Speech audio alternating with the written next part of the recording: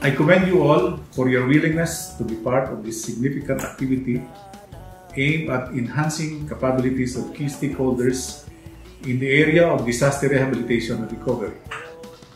Given the continuing threat of hazards and disasters amid these times of the pandemic, it is important that our capacity to recover better and faster must be strengthened continuously. The Ready to Rebuild Disaster Rehabilitation and Recovery Training Program.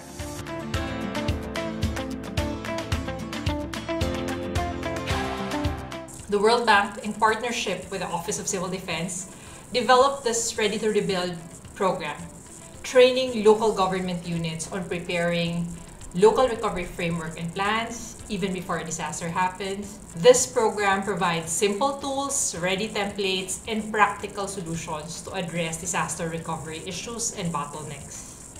We have a pool of experts and veterans who led their respective agencies in previous disasters, and I hope that this would also help devastated communities build back better and pursue a green, resilient, and inclusive recovery.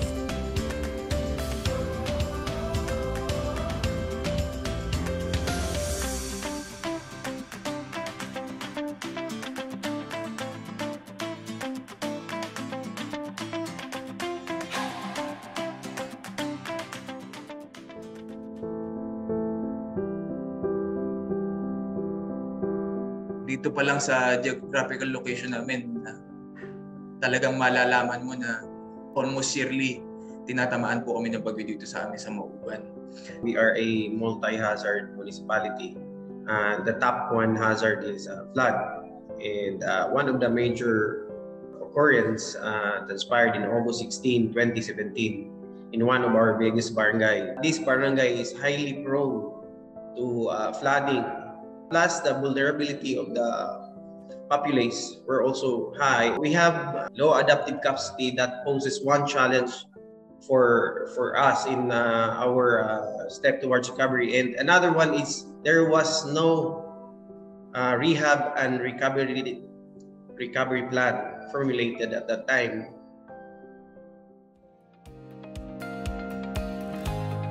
This is a new offering. And we have not undergone any training like this, so it is new for us. Kaya excited kami. So we are considering this training as critical to our rehabilitation and recovery activities. At saka meron din na mga aspects na nabigyan ng linaw. Lalo na sa rehabilitation and recovery, siyempre dapat dito alam natin yung mga areas na posibleng maapektuhan. Like kung ano yung mga populations at risk, saka yung mga critical point facilities at mga lifelines na pwede maapektuhan halimbawa ng isang pagbaha, ng pagguho ng lupa, kaya ng storm surge.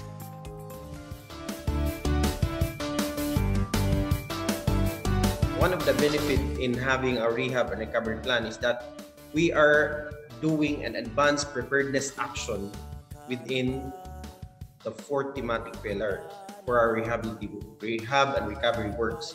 So we are being proactive and anticipatory in all of our actions. In effect, the great benefit is that all the PPAs are identified ahead, as well as the working committees, the involved stakeholders, and possible options, links for financial sources are already established, as well as the strategies and various modalities in financing all our rehab and recovery programs, plans, and activities.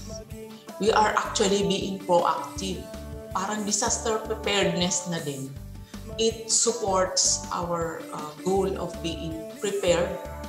Parang inuunahan na natin yung potential na mga pangyayari. Kaya magiging handa po tayo. Kung sakali merong disaster na mangyari, nandun na yung plano, we already know what to do. Kumbaga, magpa-fine-tuning ka na lang ng plan according to the actual situation of the city.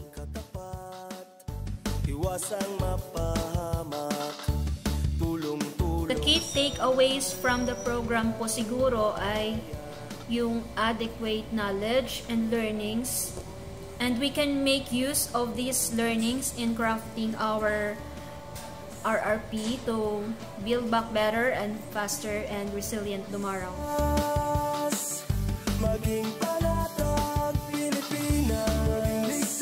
Nasanay na tayo kasi sa relief assistance, financial assistance, yun na po yung recovery natin sa LGU.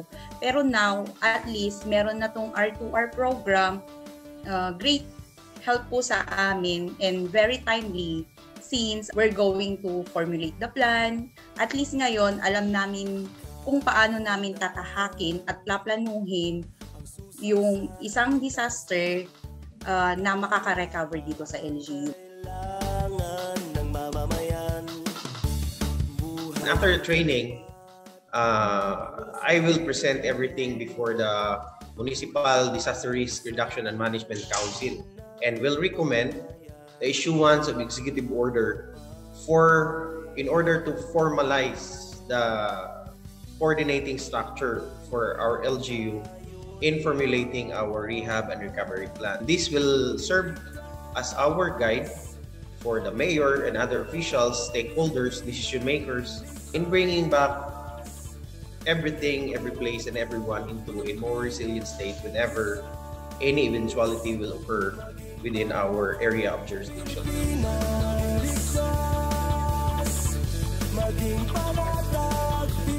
You must continue to improve your systems and mechanisms for the interest of your constituents who deserve an improved quality of public service. Let us always work collectively as we continue to build a safer, climate change adaptive and resilient nation.